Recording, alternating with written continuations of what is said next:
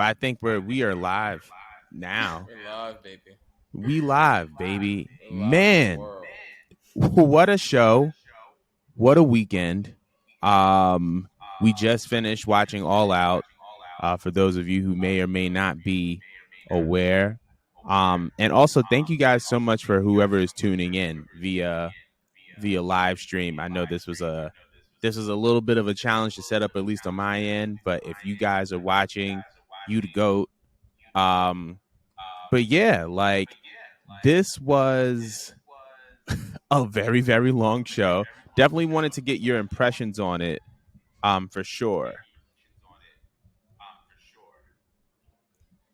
Honestly, I mean, yes, it was a long show, but it was actually really good, really exciting. The ending still has me mind boggled. Like that choice of an ending, it almost felt like I was watching the end to like a movie. You know what I mean? And I said before that I thought it was MJF, and like, yeah, like that was crazy the way they decided to bring him back. I'm very much like shocked by the fact they went with that route, and they even like decided to like include an actual like voicemail or a voice conversation, to say. Yeah, that was just like mind-boggling. Like it was so cinematic, but like all in the right ways. Like I'm surprised. Like good job, Cokehead. Yeah, good job. That was OD. Yes, Tony did a thing here. Yes. Yes. That's tough. He said, "Good job." I am weak. No, but they really did that. Like the way that all happened was just very, very, very, very surprising. It was like you said, it was cinematic. I think it's safe to say that he worked all of us, because based on what it was, first off, the fact that we both slept on the casino ladder match, like we both, when we were talking about it in predictions, we were just like, I don't really care. I don't really care about this ladder match that's about to happen. But this was kind of the culmination of this business card distribution idea that Stokely has been having, because now it seems like MJF has a faction that's made up of a bunch of different cats. Apparently they got W. Morrissey, all ego Ethan Page. They have the Gun Club. They have Lee Moriarty. And they have a couple other cats that were participating in that casino ladder battle royale type of situation. So to see kind of a story kind of culminate in that way, and then translate into what we saw at the end of the main event, I think that was pretty dope. But going off of that, I definitely wanted to know your impressions of All Out. Because I mean, we just finished watching the show. I felt like it was pretty long, but I definitely want to hear your side of things. I mean, for me personally, I think that I still would have deducted one or two of the matches because it still felt like it was excessively long. Mm-hmm. But I mean, I know that that's their equivalent of a WrestleMania over there. Mm-hmm. I want to say it was a good show. Yeah, it took a little bit for it to speed up for me. I thought the casino ladder match was still really good. The parts that I did actually watch. Right. But like, I do feel like if you deducted like one or two, yeah, definitely was like a competitor, to what we just watched yesterday. Right. It was a damn good pay-per-view. What do you think? I thought it was a good pay-per-view. Definitely throughout the night. Chicago. I love Chicago's crowd. I always fucking love Chicago. And granted, we all complain as wrestling fans, these shows are too long. They're too long. They give too much. Less is more. But definitely with this being their WrestleMania, yeah, it was a stellar show. Again, me personally, when it comes to AEW, I have a criticism of them lately is how do I put it? All flash, no substance. Like they give us shows that don't really mean much. But this show, it definitely was like, all right, let's sit down. Let's try to tell a story here. Pro wrestling. I definitely agree with that. First of all, introduce yourself, brother. Right. To the world, my name is Zaire Hutchinson. Zaire Chase Arzel Hutchinson. For those of you who don't know. Yeah. Actually, I meant to say, get him in the shot, actually. Right move, right? Hi. right? Because I'm this one's friend, right? How long we've been friends for? 5, 3 years? No. 5. Why did you round it I up? don't know. My math isn't too good. It's been a long ass fucking show. We're all sleepy. Yeah, hi. How you doing, world? I'm doing good, man, and it's good to have you on. But I was gonna say I kind of agree with that. I feel like AEW definitely has that habit of having an all flash, no substance type of show, and I feel like this is a great way of them kind of tying together, the beginning of a show with the end of a show. And I think that now there's this precedent that has to be set of like, oh, now you have to watch, the 0 hour or the beginning of the show because you don't want to miss a detail that's going to play a big role in the end. So I definitely agree with you. On that for sure. Were there any other highlights from both of y'all perspectives?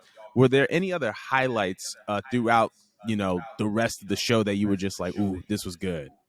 Good highs and lows. Tag team championship match. That. Yes, that match had us popping something serious. Screaming left and right. It was between that. Definitely enjoyed Jericho's match with Daniel Bryan. Amazing technical wrestling.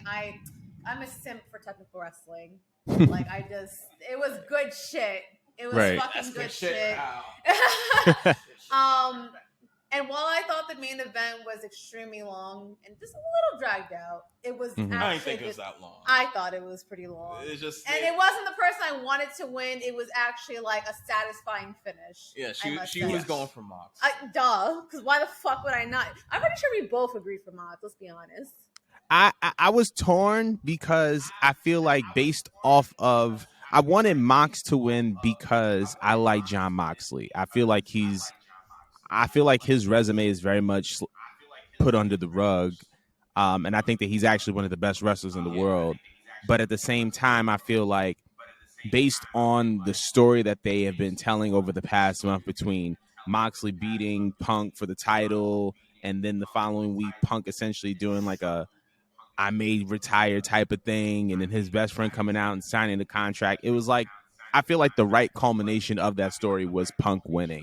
So for the sake of the story, I was like, it makes sense for Punk to win. But if it was just like a preference thing, I would probably just go with Jon Moxley. All in all, I thought that was a really, really. I thought it was a really good match, like just in general. But I'm glad that it kind of My bad, but Taz even brought it up on commentary that if Moxley's versus anyone else but Punk, that crowd would have been all Moxley, definitely. Mm-hmm. I definitely agree with that. I was gonna say, speaking of good wrestling matches, how did you guys feel about the Lionheart Chris Jericho versus versus Daniel Bryan match?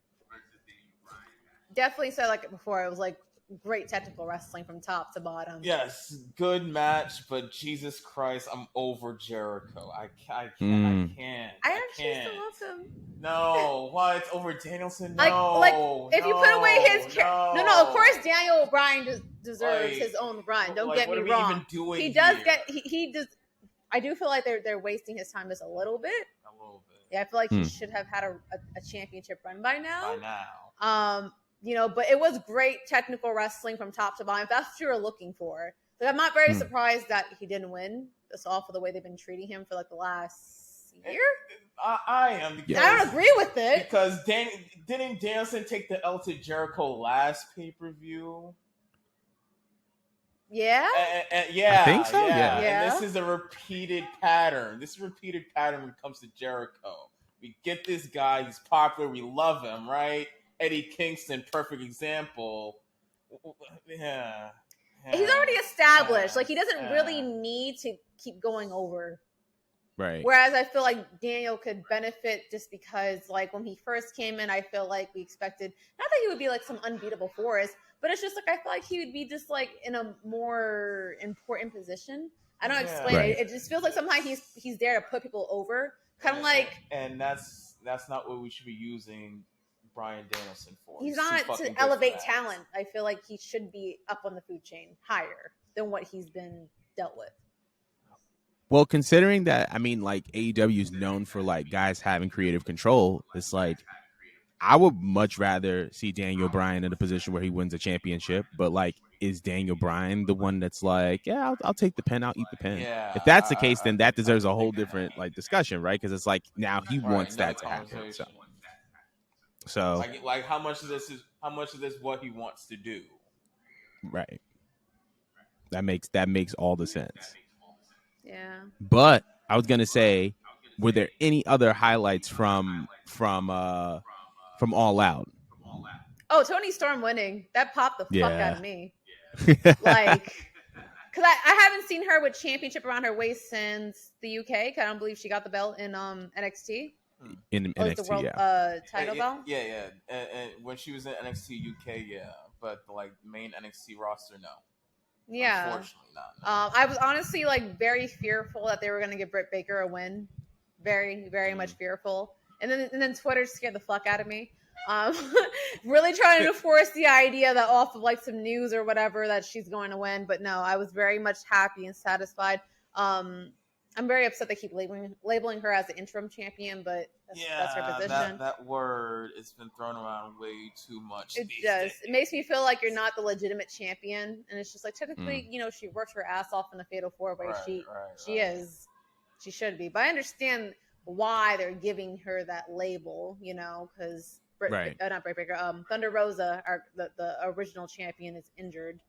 But good on her. I think that was a great booking decision. There is some booking decision I didn't agree with, but we'll get into that. Yeah. But what did you think? What was your best match of the night to you? I will probably say my best match of the night was definitely the tag team title match. As kind of thrown around before, the fact that Keith Lee and Swerve were able to kind of like adjust on the fly, because it didn't look like they were working as heels at the beginning of the match, but when they realized that the Acclaim were the clear favorites, they started working heel, and I thought that was perfect. However, I thought it was the wrong call for the Acclaimed to lose, I should say. I thought it was the wrong call for them to lose. I feel like this should have been their moment, and they should have won. Yeah, because it's like if these guys don't dethrone them, then who does? You know what I'm saying? So I feel like we'll find out in due time. But I think that the tag team title match was excellent.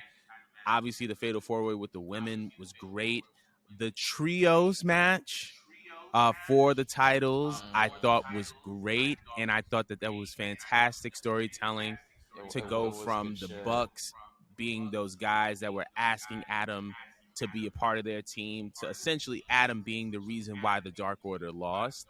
I thought was a great way to kind of culminate that little story, especially with all the history that the Elite have had, particularly with the trio of the Young Bucks and Kenny Omega as it pertains to Hangman Adam Page.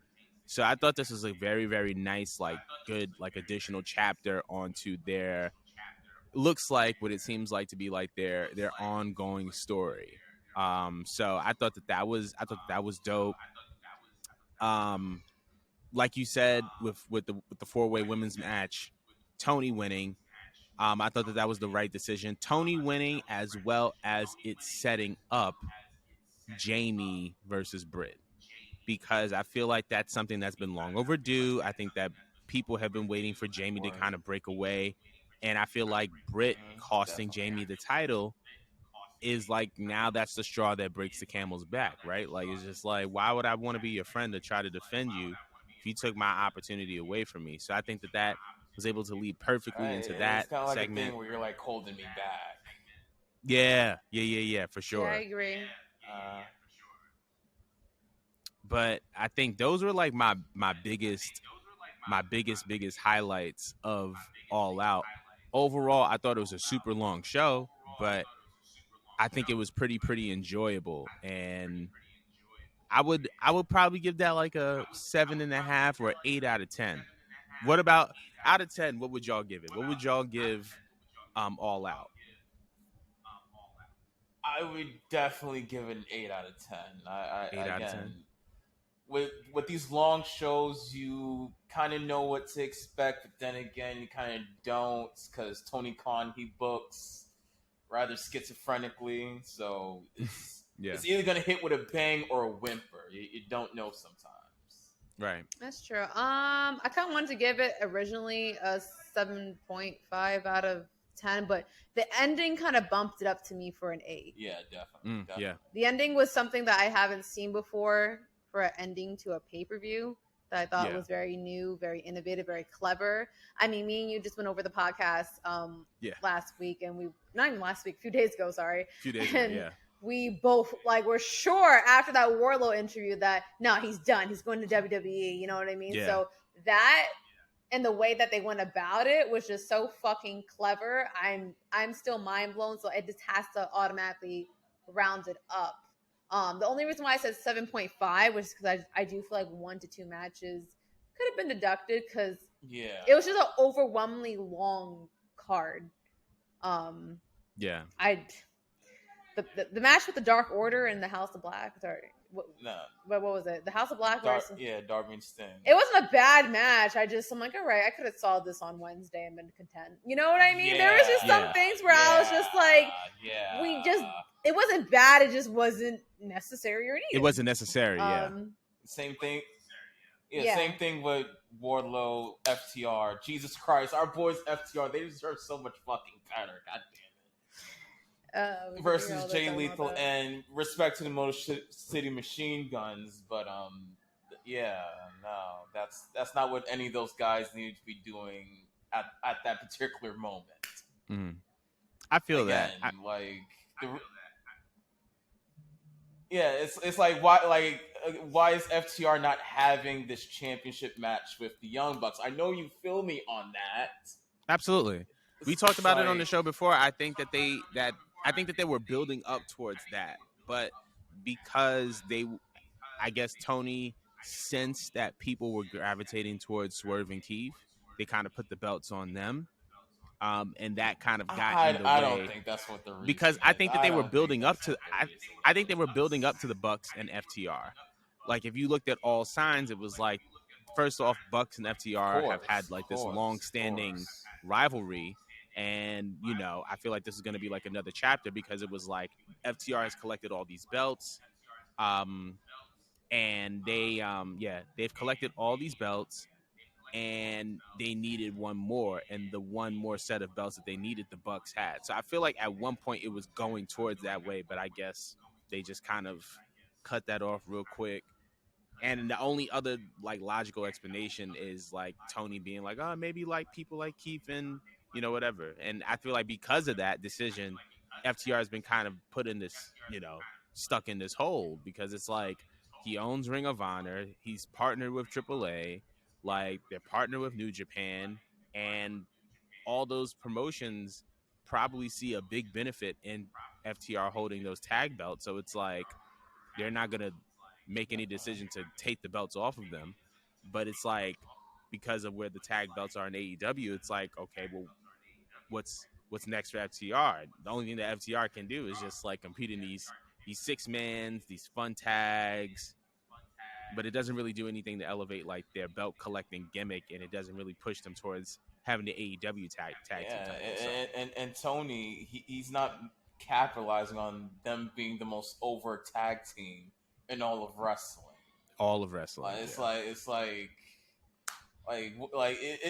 Is there something we're missing? Is there something going on here that we don't know as fans? I don't know. It's not what I would be doing with them. That's for damn sure. Feel that for sure. But moving on from All Out to earlier today with Worlds Collide, wanted general impressions of the show, highs and lows, stuff that stood out to y'all, stuff that like just like this is not it. Because me and her we differ on our opinions of NXT these days. Well, he is a huge fan of 1.0. I prefer, 1.0 over 2.0. However, I do see the improvements in 2.0. It has, like, when I look at it with a different set of specs, it's not as terrible. They have been working on it in a different way. Obviously, nowadays, I see more Triple H's touch on it. Right. Compared to... back to safe as baby. Yes. But I enjoy the pay-per-view. I do honestly feel like the second and fourth match, those two being the tag team match for the women's tag team titles, and then that match with Lash Legend plus those pretty people versus the other team. What was it? We skipped that. It just wasn't Pretty needed. Deadly? But if you focus on the three main matches, I'm sorry. Go ahead. Pretty Deadly. That was the. You were saying something? That was the name of the team.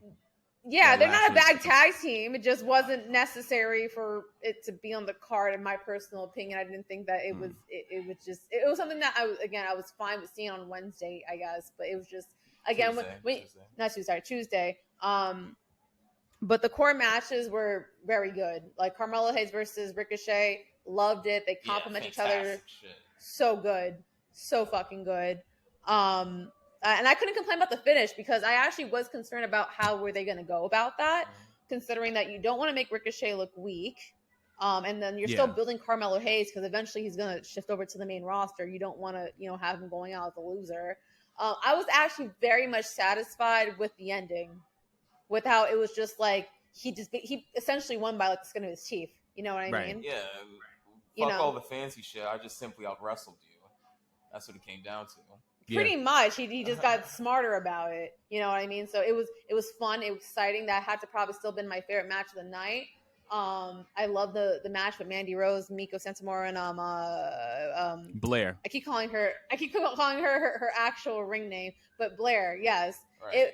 Me and you both had a take where we were sure that Blair was going to eat the pin, and I was very much surprised that they just went with the route with Mandy winning. Yeah, by the way, when we talked about the match, I didn't even mention, but Mandy Rose, let's, because she knows I love me some Mandy, but yes, she has developed into a fine wrestler, fine in many ways, but yes. Oh yeah, that's actually a point I wanted to make. Mandy impressed me. Man, like I haven't been. I guess I got so caught up with the idea of them trying to force her into a mold of being like the next Trish Stratus, which there's only one Trish Stratus. You can't replicate that. You can't. You can't remake that. So I kind of had like I had a bad taste in my mouth, just kind of about her character, not so much her as an individual. Because she kind of lacked character and substance. So it's like you're comparing her to a legend like Trish, a one of a kind, and it's like she doesn't have that charisma and that taste. But I like the fact that they took her in NXT and they repackaged her, and they definitely made wrestling her strong suit. Not that any of her matches were ever bad. She was never a bad wrestler to begin with. She had a decent mold to work with. It was just, I want to say what she lacked the most was probably ring psychology. And some aggression. Yeah, Yes, and it definitely showcased in this match. Like it most definitely did. She was very aggressive. She had more facial expressions than I'm used to her seeing. Just the ring psychology was most definitely on point. It almost looked like she was desperate to keep this precious belt and keep this prestige. And I was honestly at that point, I'm like, if I didn't believe in Mandy after all these years, she definitely made me a believer watching this match, and I can't complain on how she won. Especially with being able to hang with, B. Davenport, the formerly B. Priestley, and Mako Satomura. This Blair. But go on. Right? Anyway, fuck you. But yeah, the fact she was able to hang with those two, it definitely showcased how much she's developed to this point. And again, hats off to the girl. Yeah. Yeah, shout out to Mandy and them. I was gonna say, who I see a lot of an influence of over Mandy, Shawn, and I didn't realize it until her entrance. I was looking at her entrance, and I was like, okay, tinted glasses, denim jacket with the fringes. I'm like, this is very Lady Heartbreak Kid-esque. And so and now it makes sense why I see there's like a lot of push behind Mandy, because I think Mandy, like a lot of the NXT greats, has taken on the influence of the people up top, the same way that Johnny and Adam kind of emulated Shawn, the same way Ciampa emulated Hunter. I feel like Mandy is channeling that in her own way, obviously. But yeah, like I definitely see a little bit of Shawn in Mandy for sure. Yeah. What was Now your match of the night? Match of the night for Worlds Collide. Yes. Oh, so for Worlds Collide, I would probably go with the Ricochet versus Carmelo match. First of all, somebody said this on Twitter, and I 100% agree. Carmelo really be sneaking these WrestleMania entrances into NXT specials. The jerseys from the rafters was fire. I didn't expect that. I love that. That was. I didn't expect that, and I thought that was super. It was super dramatic, but it was very unique to him. And I was like, I love it when you see things that are uniquely, like, you could tell that was either his idea or somebody around him was like, yo, this would be fire. And I think that stuck, and I think that worked. But I think that was easily the match of the night. I really like the Tyler Bate Braun Breaker match. I think that the little spot that they did, that was like the ending sequence where like Tyler was going for his like shoulders up against the top rope and then turn around for the punch, and then Braun reversed that into a spear. I thought that was fire. But I like, overall, I think that was a really, really just like enjoyable show. I would give it like I'd give that like a 8 now I give that an 8 out of 10. I'll give that an 8 out of 10. What would you rate Worlds Collide? I'd give it a 7, a solid 7. Solid 7? I definitely give it. No, I definitely go with an 8. I mean, the only reason why it's an 8 is simply because you had 2 filler matches that just didn't belong. But if you just take the quality of those 3 matches, because they were all such good shit. Like I'm a firm believer in less is more, and I felt like I was more entertained overall watching Worlds Collide than I was watching All Out. Not that All Out was bad. It's just that too damn long in some matches that just could have been broadcasted on a different day. The long shows, it definitely takes energy, and Tony has to take into consideration. We're adults here. We're getting old, people. We're not going to have the energy to keep going like that. I think that had a big effect on All Out, like the fact that it was so long, because there were times and moments and spots where like people would have normally just popped and everybody was just like, oh, but it's just like it's the show is long, so it's like people aren't going to have as much energy towards the end. And granted, to Chicago, they definitely knew what was worth giving that energy to and what wasn't, because there's definitely a lot of strong points during the show where they were up. And very true. That's another thing to talk about with the pay-per-view. That crowd, Chicago was amazing tonight, definitely. They definitely were, and they usually are. It's just that they had 12 matches. No, not 12, 14 matches, right? We counted 14?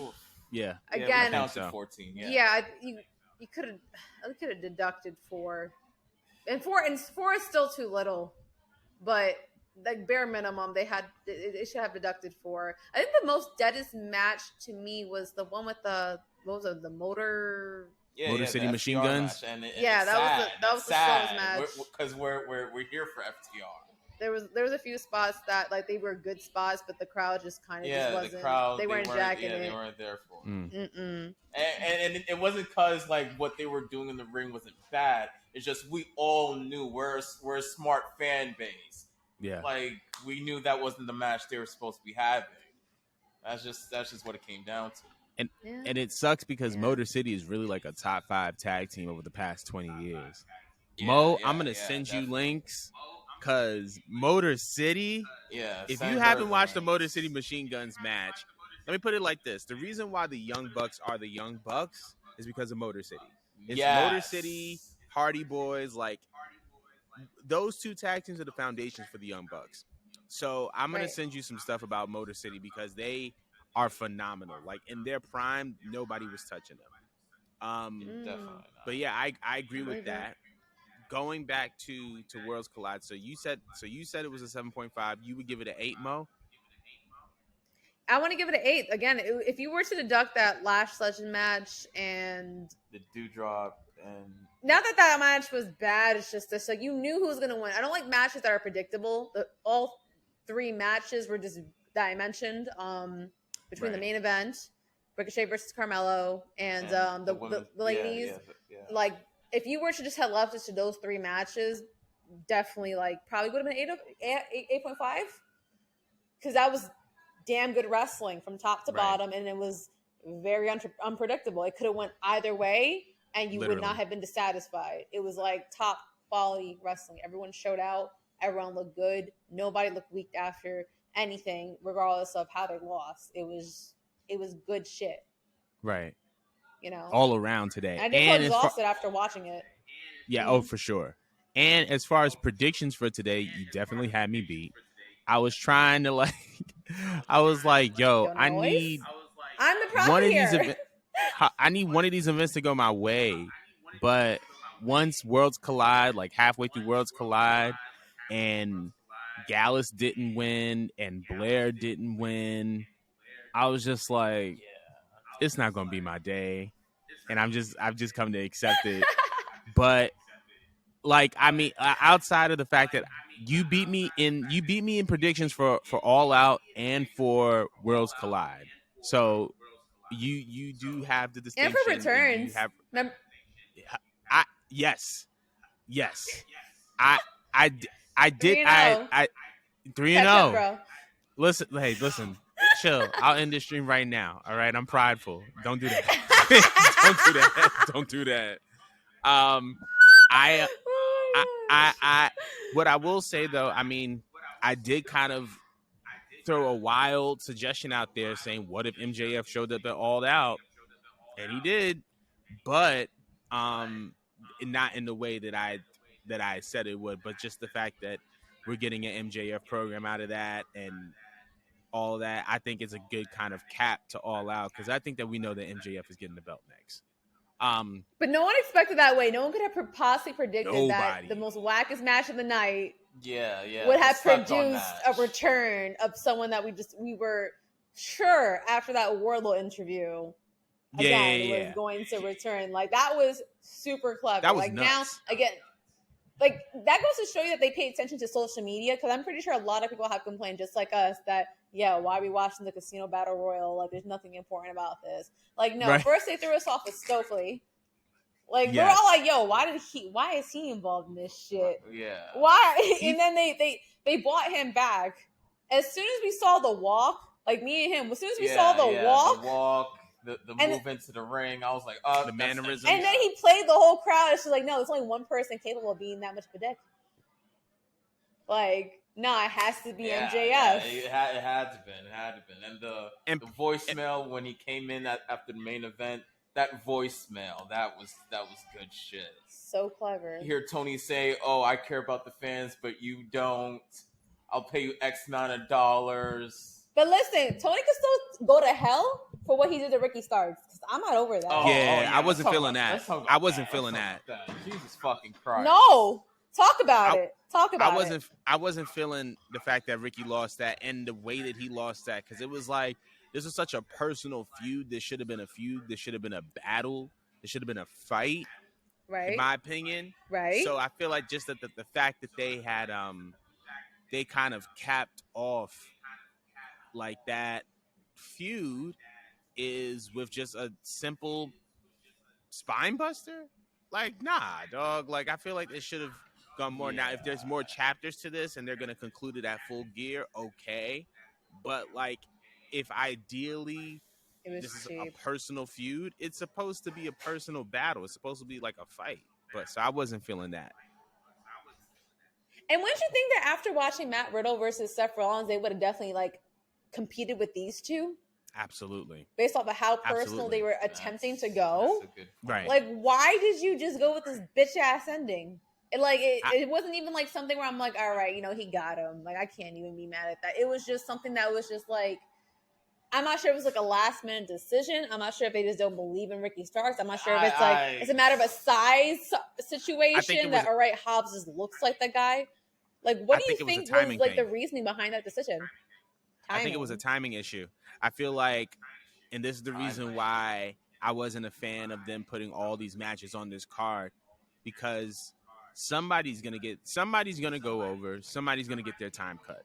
And I feel like them ending it like that, after I thought about it, it was probably like a previous match went longer than it was supposed to, and then Ricky and them had to cut their match, and which is sad and unfortunate, but it like I think there's no other explanation, because I feel like based on the video package, based on the entrances, like it was supposed to be a long match. Fucking great. That was a great. It was supposed to be a long You had match. It was time supposed for to be a 14 battle. matches. Yeah, I was just. But you don't got time. I was just about to say that if there's a timing issue, a lot of these other matches either shouldn't have been on the card, or they should have been cut half as fucking short. It's not a good reason for something more important. For 14 matches. No. I'm not saying that like.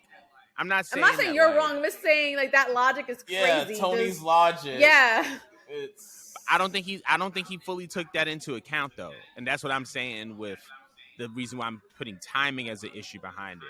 Right? Is like you put matches on the card, and you're like, oh yeah, I just want to put these matches on the card, and then like you break everything down by minute, and you're looking at stuff on paper as if it's what it's going to be in real life. But it's not. That's not always the case, and that's been the case for wrestling events all the time, right? Like there've been a lot of matches, and ideally all of them were supposed to be shown, and then something gets cut. Prime example: WrestleMania 29. Naomi and the women had a whole match that had to be removed because Punk's match with Taker went over. Mind you, this is the 29th WrestleMania. Vince McMahon's been doing this for the better part of 30 years, yet matches are still be getting cut. I'm saying all that to say, Tony probably put all these matches on the card because on paper, it's like, okay, it'll run towards X amount of time. And next thing you know, it's like, oh, well, went over. I guess we got to cut something. And we all know that Tony has the ADHD. He needs, his Adderall, Jesus Christ. But yeah, it's part of his spasmodic booking that he doesn't wrap his head around that. He exhausts his fans. He exhausts, from what's important to what's not important. He doesn't know how to differentiate. And that's why there's so much, and these shows are so fucking long. Actually, it was so long that one of the other matches I fell in love with, the Eddie Kingston match, like completely went over my head. That was on the fucking pre-show. That match had the crowd actually screaming, and we completely just skipped over it because he had so many matches. I literally forgot. It felt like that was like a whole day ago. I just watched that match. Like, I'm not gonna front. It was long as shit. I'm actually really tired right now. We didn't even give proper props to our boy Eddie Kingston. You know how many chops he took? We should have took a shot for every time he took a chop. Like a damn chop. That niggas would have been out of it if that was the case, because I couldn't do that. But speaking of a day, and we were just talking about Shayna getting pigment. Shayna? Sorry? You said Sheamus from yesterday when he's taking chops. Ooh, hold on. We got to talk about that event. Yeah, I hear you. Oh yeah, I hear you. You said Sheamus taking shots for every chop between the Sheamus and Gunther match. I was just saying that for the Eddie Kingston match, he was catching pigment the same way Sheamus was when he was taking shots from Walter. Like the amount of chops that he took was kind of insane. It was disgusting. Very much insane. Like that was. That was disgusting. Bro, I feel you on that. And they were all stiff. That entire match from top to bottom was so stiff. Yeah, All Out. That I kept saying it throughout the whole show. Like, this is stiff. Like these fucking shots are stiff. Look like 2 40-year-old man was funny at a bar, drunk as shit. They're just going at it. But you know what? That match, that Sheamus match. Mm-hmm. My bad. Keep going. You were gonna say? No. Go ahead. I was gonna say that Sheamus match from yesterday reminded me of the Ilya Dragunov Gunther match on NXT UK. Yes, she knows. I rant and rave about that fucking match. That match was part 2. Incredible. It was very, very physical, and that reminded me of that. And I think that's the thing that all these 3 matches had in common was the physicality of it. But while we're on that topic, Clash at the Castle. I thought that would be a good way to segue into that. Oh, general impressions. Can we just start? we haven't seen a proper stage. All right, when we grew up, we got all these like personalized stages per pay-per-view. This is the first time we saw a personalized stage in years. I was excited off that little clip I done sent to the group chat that was going viral on Twitter and shit. Like that just made me excited alone. Yeah, like that castle canopy they had over the ring. That was like that joint was sick. The whole arena. That was dope. And they had like an LED like floor going on. Like I thought that shit was just that alone got me excited. That was number one. And that crowd. I was about to get into that. Fuck. From top to bottom, left to right, they kept that energy for the entire show, and that got me excited as a fan. You know, because we're not gonna front. We get fatigued watching these shows when they're so long and drawn out. And they were very good on the amount of matches and the timing. Like if you were to subtract the first match, that was a damn near perfect pay-per-view. That was only like 6 matches on that show, right? Yes, I believe it was 6, and I would honestly give that. There you fucking go. I was gonna give that like 9, like a 9 out of 10. If you were to deduct the first match, so the first match is kind of somewhat of an afterthought. The show was perfect. I was so excited. Clash at the Castle, that was great. And I honestly, out of all 3 pay-per-views, I'm not gonna front, I probably was the least excited for that. I honestly was more excited for Worlds Collide on paper than all 3 shows. Right. And then Clash of the Castle for me was just like again, like out of everything, I was probably the most excited. I'm still like looking back at on my phone for like, you know, more playbacks of videos and shit like that. There was like meme moments. There were surprises that we weren't expecting to see on that show. Outcomes we weren't expecting. There was a lot of references that we weren't expecting to happen. And it kind of gave me the same excitement that I would normally get just as a kid. You know what I mean? Like for Clash of the Castle, just between again the ambience of the crowd, the location, the way the effort that they put into like the budget of like the characters, the entrances and all that stuff. It was just like wow, like a fresh breath of air. And it almost felt like it was like the first pay-per-view, at least for like that I could tell that Triple H had his full hands on. Yeah, definitely. Let's talk about that crowd. Let's give it to the UK crowd. The UK fans are phenomenal. I fucking love the UK crowd. The sing chanting they doing, I get into it every single time I see a UK show. Yep. It's great energy and it keeps the match up. Now I will say this though, that whole ending with Drew McIntyre and Tyson Fury. Oh, don't piss me off. Yeah, that sing along. Sing along. What the fuck was that? But that should have been done off air, son. Like, off air. Y'all should have cut the camera. That's a digital exclusive. Like, I can only imagine how happy. I can only imagine how excited you were, Jordan. I can only imagine how excited you were to have heard that Broken Dreams theme from Drew McIntyre. Just for them to choose. Broken Dreams. I popped, bro.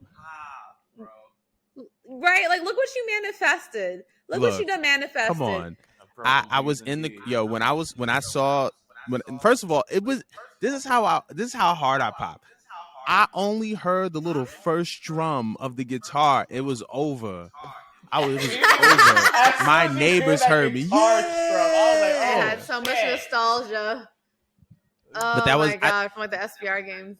Yeah. But it was great, and I actually liked the way that they did it because like they did like a kind of like a history Titantron, if you will, like because they showed like his Titantron as like a youngin, and then showed him kind of evolve, and then it hit his like modern music, which I thought was pretty dope.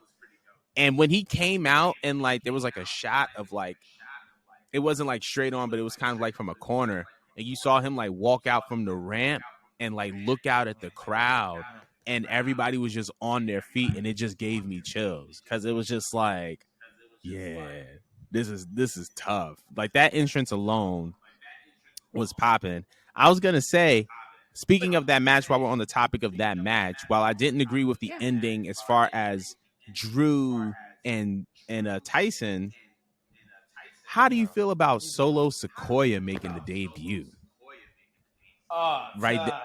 We have definitely opposing opinions on it. But you go ahead.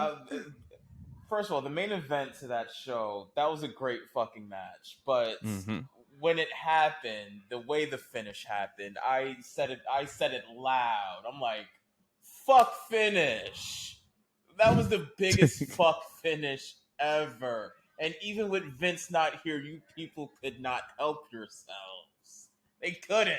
They just fucking couldn't. Okay. I wasn't that angry at the ending. I was mad at the ending, and that was again because like when he popped up at the exact moment he popped up, I'm like, oh, the baby Uso. That's what we're doing here. The baby Uso. I wasn't that angry only because I'm like, okay, at least they're attempting to build a new star. Because I was sick and tired of Roman Reigns, and I also see that. I'm still with the tribal chief. Can I speak? Anyways. So I feel as though they were building like a new star. However, they're not trying to immediately put the belt on him. They're still also building towards the Karrion Kross angle by subtly including him. Because I had to also think about it. First, I was annoyed. But then I was like, you know what? Triple H doesn't really think in like a one-track mind way. He kind of always has an A plot and a B plot. He does. You know what I mean? So I'm like, they're distracting right now with Sikoa. But the real story is still Karrion Kross against Roman. They're just getting Drew out the way. Now, would I have preferred logically that Drew would have won? Of course, yes, he deserved it. We all saw how fucked over he got from the pandemic. All right, like it feels like it was like a fever dream or some shit that like he won. You know, and again, we said this last week. It should have been a huge accolade, and it should be constantly reminded that he was one of the very few people to slay Brock because Brock was built to be undefeated. A monster. I mean, we all hear Paul Heyman's fucking introduction, bitch. Like, you know what I mean? So I felt like it should have went in Drew's favor. However, I'm like, you know what? I'm not that mad because A, they're introducing a new character entirely that the casual crowd has not seen before. You know, that could spark a plethora of new feuds. And we don't know how they're going to present him. We just know right now he's part of the bloodline, but it's just like, all right, what character is Triple H going to give him? So I'm kind of excited as a fan because it's something new and fresh. And I can't complain about new and fresh. So love that. Again, the only thing I have to complain is that, and this is why I brought up the Broken Dream fucking theme, you're going to bring me that amazing, beautiful video package about how long and hard this man has fought to just, you know, basically, you know, be somewhat of a character that never gives up, that is hungry to win, hungry to be at the top. And then you lose this big opportunity you have, not just anywhere, but in like basically your home continent. And then bitch, you singing afterward with Tyson Theory? Excuse me? That could have that could have been had me fucked up. You know what it is? Sorry? I think they missed they missed an opportunity for if you're gonna be like losing your hometown. I feel like that would have been a great opportunity to turn Drew heel. But what I will say is a new character. But what I will say, though, is even though I didn't like the fact that Drew didn't win, I feel like if Roman were to lose, if there was a way that I'd prefer for Roman to win, it would be debuting Solo Sikoa. Because in my mind, I'm thinking, okay, they're going to go back to the States, Raw, SmackDown, and now this gives them so many options and flexibility for these new programs, because now with the Usos back in the fold, now with Sami Zayn temporarily in the fold, I'm thinking this could set up a Sami Zayn Solo Sikoa feud, because Solo is someone who can go for the Intercontinental Championship. And that was something that Roman had requested Sami to do. Hey, go for that Intercontinental Championship. So I feel like Solo can beef with Sami, get that, and now that's another title added to the line of the bloodline, no pun intended. But yeah, I that's like 3 storylines in one. It's A, B, and a C plot with the way you just put it. Right. But in the funny part about it, but there was already multiple storylines running through Roman because of, you know, Roman dealing with Sami and then Sami dealing with Kevin Owens. And KO being looped in on that. Now with Solo being in this fold, you can push Sami and Kevin together to go against the Usos and possibly dethrone them for the tag titles. I think that would be super dope. But outside of the Drew match, did you have a match of the night? Because I already know what my match of the night is. Okay, so like I wanted to say Gunther and Sheamus at first, right? Like honestly, that had me standing up and giving my own standing ovation because it was fucking great. But then we got to the Seth Rollins and the Matt Riddle match, and then that got me. That had me in a chokehold. Like I had gotten strong edge vibes out of Seth, like rated R superstar type vibes out of Seth. And that just got me, man. Like, what? Like, the way he was talking shit to him during the match and getting inside of his head, and that was the story. And it was shocking because, you know, when me and you went over predictions, we thought that, all right, like, it would only be WWE logic if they gave the win to Matt, considering how poorly they talked shit about his family. It's like, why would you not have the babyface go over in that situation? But they really dragged did the opposite way. They really did. They just threw it. They dabbled it in. They sprinkled it in like the last like 30 seconds of the show. I was like, oh, you know what I mean? Oh, wow. But what I loved about it, what I loved about it, hold on. So I'm in the middle of my run right now, bitch. Hold on. But what I loved about it was that they reverse psychology us. They let basically Seth bully him to the point that he outsmarted his opponent. It was a matter of him, you know, letting his feelings and his emotions get in the way of the win. Like, that was shocking that they let the bully literally win. Because, again, if it was Vince's logic, Riddle would have definitely went over. It would have been very formulaic. I was not expecting for Seth to be this dominant, especially with, you know, how we all know as people who watch NXT 1.0 that Matt Riddle is definitely like one of Triple H's boys. I was not expecting for them to give it to Seth. But not also, at all. Definitely at the same time, we could tell that it's not over between Seth and Riddle. Definitely not. Absolutely. Yeah. Look forward to part 2. And by the way, shout out to Seth's shout out to Elton John. That popped me as a music fan, as a fan of Elton John's music. That was great. I'm sure it popped the UK fans too. But yeah, I had to absolutely. Just in case you didn't get the reference.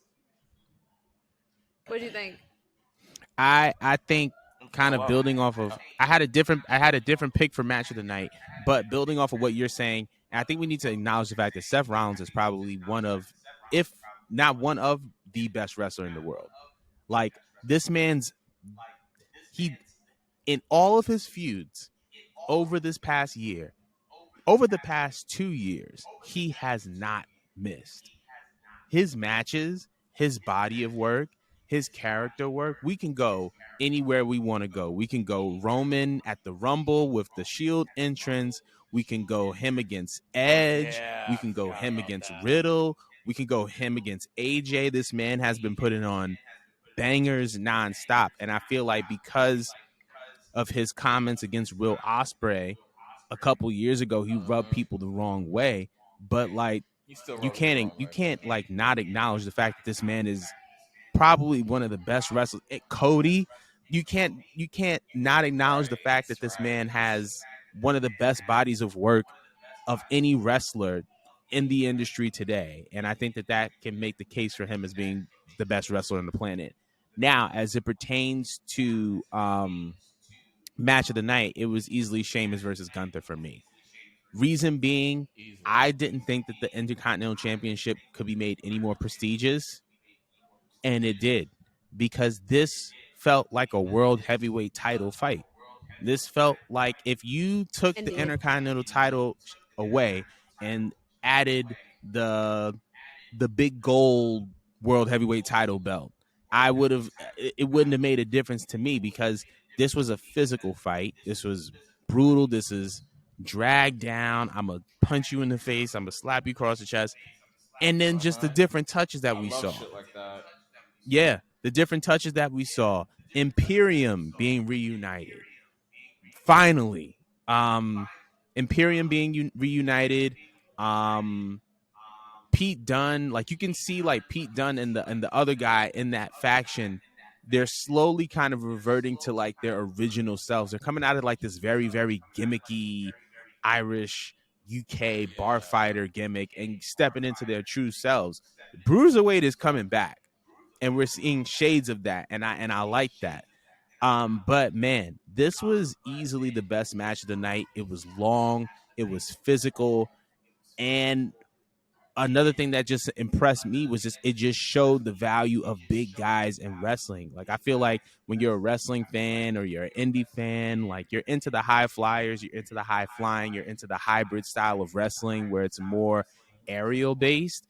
But this showed that the big men still have value in pro wrestling. Like, yes, it's okay to be a big dude. It's okay to like be physical. Like, I think that was honestly just the match of the night. And the fact that it was for the Intercontinental title, and the fact that it was for the Intercontinental title after they had announced Brett was at ringside, and after they had announced or talked about it was the 30th anniversary of the Intercontinental Championship match of the Bulldog versus Brett. I think that just all came together and made so much sense. I honestly thought it was perfect. I love. That's another thing I love about the Triple H era so far, that he does a lot of callbacks to history.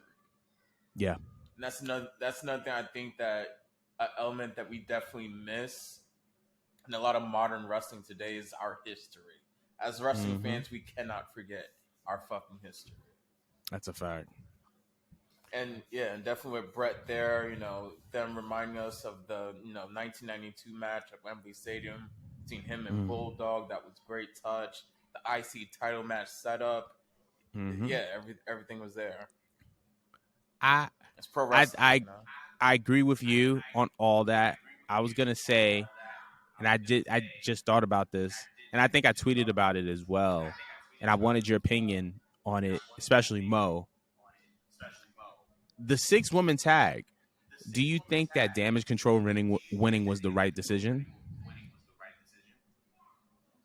Yeah, I'll be honest. I think I said this last week, but I didn't see what's the point of, if you're going to make a 3-1 faction to go against a new faction, why did you pair 3 people that just did not mesh well with each other?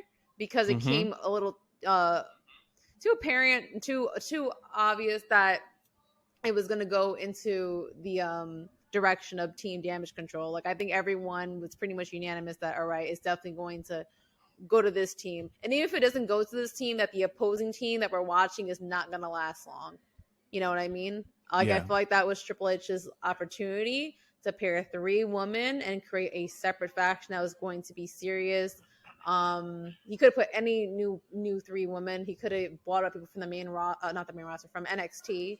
He could have debuted people. He could have had more returns, and it was just kind of weak to me. It definitely was the weak match of the entire night. I don't think you really got much of any buzz, which is kind of unfortunate, because you have your SmackDown Women's Champion. Sorry, not SmackDown. You have your Raw Women's Champion in that match. Right. But also, you could definitely tell that was just filler, like a setup to later Bianca versus Bayley, which that's what we're here for. Yeah.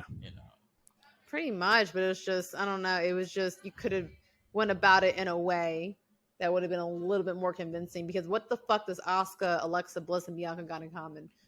But and I'm glad you point that out, because I will tell you exactly what they have in common. They're either current or former Raw Women's Champions. And I feel like the best part of this match was, regardless of how they went in a booking direction, number one, this is the first time that the trio has gone officially as the name of Damage Control. That's important. The first time they've all come out to the same music. That's important. The first time we've seen them branded as who they are and get the win over 3 former women's champions, I think is important. I feel like if you were to take this trio and you put them up against someone that got called up from NXT, like, yes, like now you're gonna go faction against faction, but I feel like this was a great debut, because now they can go on record and be like, we beat 3 former women's champions. Now this puts the trio in a position where they can, 1, have the momentum to re-challenge for the tag titles, 2, for Bayley to challenge Bianca for the women's title. And I feel like this also positions them at the top of the food chain, because, to be honest, from a resume perspective, not from a talent perspective, because Alexa Bliss isn't my favorite, but from a resume perspective, with the exception of Sasha Banks and Naomi, there aren't any women on the Raw Women's roster that can say that they have the same resume as Asuka, Bianca, and Alexa. But that's just my Yeah. Fair opinion. point. Fair play. All right. A bit of a reach, but I could agree with it for now. I mean, I'm kidding. For I'm now. kidding. It was actually It very makes logical sense. Yeah, and it makes analytical. sense. It was not a reach. I'm joking with you. But No, that no, actually I- was the only logical reason. I figured. No, I it figured. definitely made. I guess when you break it down like that, it definitely does. But I do feel like it was not an afterthought, but it was a match that when you look at the what was in competition to, it just was something like, all right. Yeah, definitely. You could definitely Right. tell, and the crowd were like sitting on their hands during that match. And thank goodness it was I in the feel that. beginning, because those ladies would have suffered if it was in any other placement. Yeah, definitely. Now- that was just my take. I feel that. Now, out of a 10, what would you rate Clash at the Castle?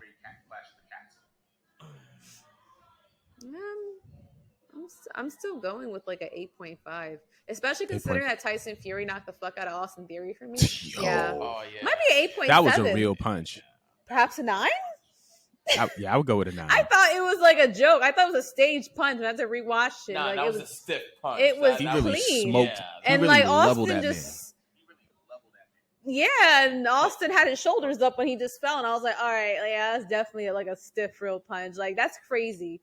Like, was that agreed upon? Was that an accident? Like, can you imagine agreeing to get hit by a boxer legitimately? Yeah, because I'm not. World champion. I'm not. Yeah, I was just like, I wondered like how this went down in the meeting room, because it couldn't be me, bitch. Nah, not at all. It couldn't You ain't be smoking me. I hope he got You a ain't raise smoking out me of on my that. first time to the UK. But my dog, what do you got on Clash? What was your out of 10? Clash. I was thinking about like a 9 out of 10, maybe 8.5 to not be too generous, but yeah, definitely around that area. Because me again, less is more. Well, there was only like 6 matches on that card. The UK crowd kept the energy going, the ebbs and flow. Definitely, the wrestlers on the card, they brought their A game for that big crowd. First time Absolutely. in 30 years with the big stadium. Definitely minus the finish for the main event. Yeah, 9 out of 10, definitely. I'm gonna go with 9 out of 10. I agree with the 9 out of 10. I agree with all that. I think it's a 9 out of 10. We're gonna assess a little bit more. Well, not a little bit more of the show. We finished the assessment of the shows, but Mo has this series of shows belong to Mo. She got most of the predictions right. I got most of the predictions wrong. Her profit roll has been reaffirmed. Wow, that's the first time you're actually right about anything. Me? What? Excuse me? Wow, that's the first time she's ever crazy. right about anything. But anyways, forgetting about him, but go on. but I was gonna say we're gonna wrap up. We're gonna wrap up. Obviously we're gonna have a hell of a show coming this Friday. This is our first time doing a post live pay-per-view. Let us know if you guys like it. This is gonna be as a podcast uploaded tomorrow as well. So if you're listening to this on Labor Day, happy Labor Day. And we look to hear you guys on Friday. And we'll see y'all then.